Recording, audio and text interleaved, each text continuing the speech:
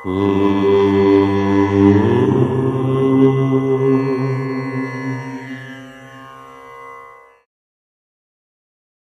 గణేశ దత్తాత్రేయ సద్గురు పరబ్రహ్మణే నమః.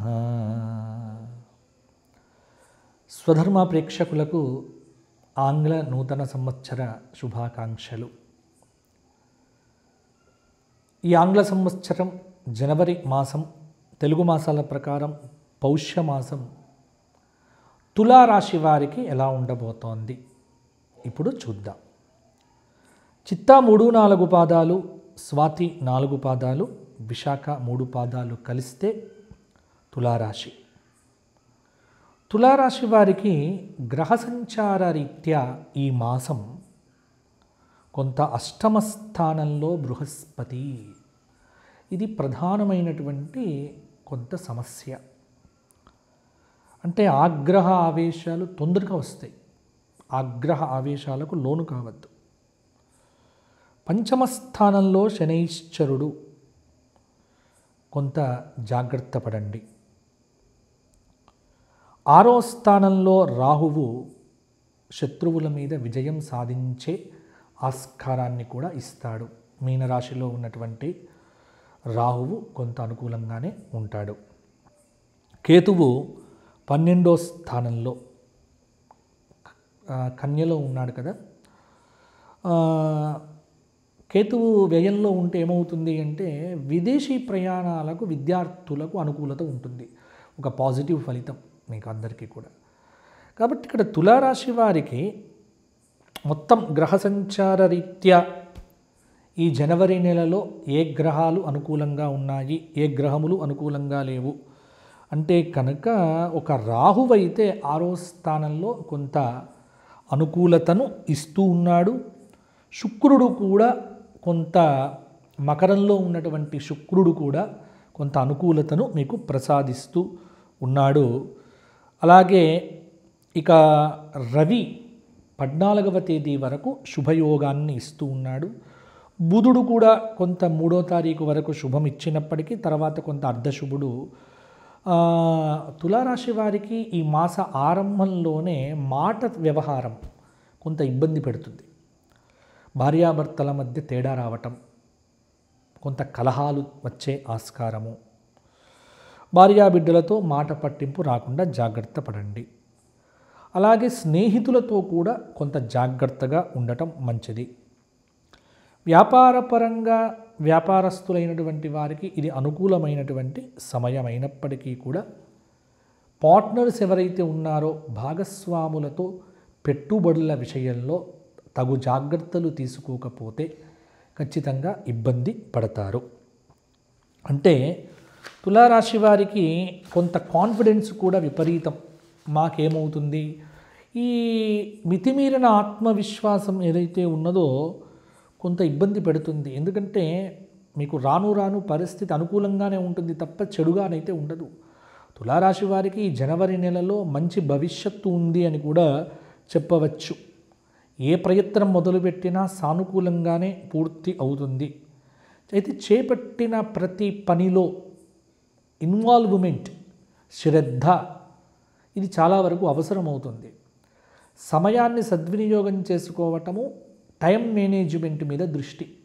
అది విద్యార్థులకైనా, నిరుద్యోగులకైనా, ఉద్యోగం చేస్తున్న వారికైనా, ముగ్గురికి ఒకటే పద్ధతిలో నేను చెబుతూ ఉన్నాను.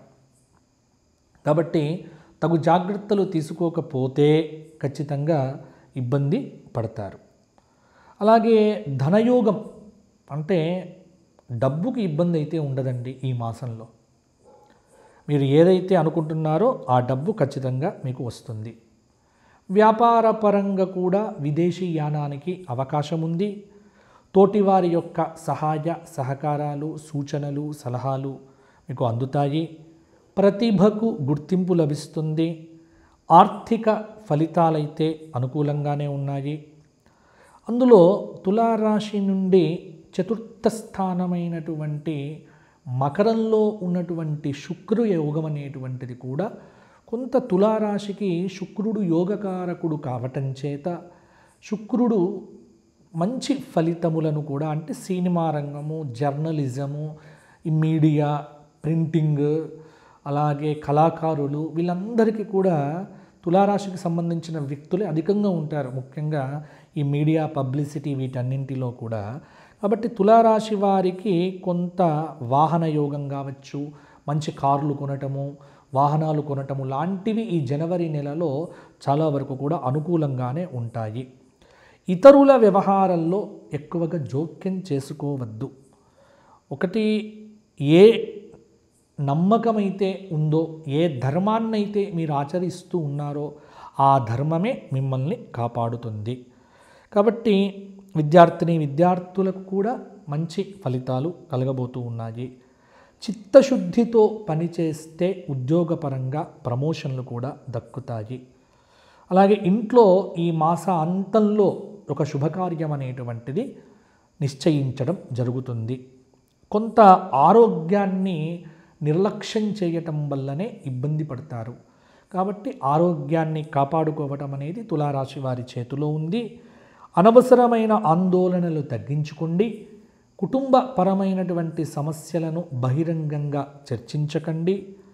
అలాగే ఆస్తుల కొనుగోలు దిశగా అడుగులు వేయటంతో పాటు కొంత ఎంక్వైరీ కూడా చేసుకోవటం మొదలైనటువంటి సూచనలు పాటించడంతో పాటు రాజకీయ నాయకులకైతే అద్భుతమైనటువంటి యోగము త్వరలోనే కలగబోతోంది.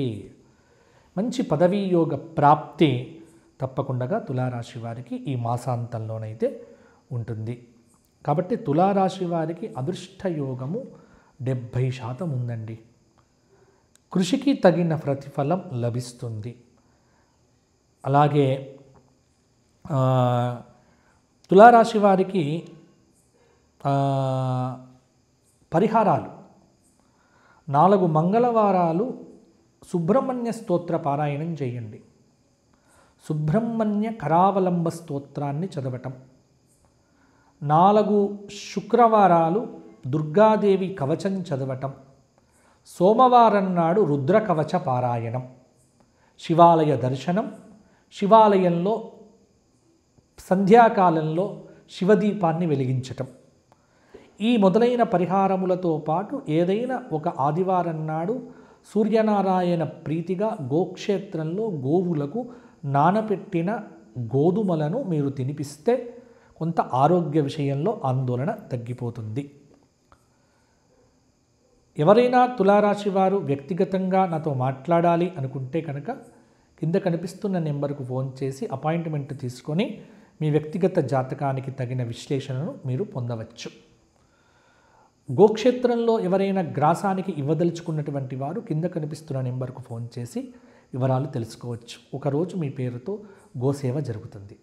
మరలా వచ్చే మాసం కలుసుకుందాము. అంతవరకు కూడా ఆంగ్ల నూతన సంవత్సర శుభాకాంక్షలు, ఆశీస్సులు తులారాశి వారికి. జై శ్రీరామ్, జై శ్రీరామ్, జై శ్రీరామ్.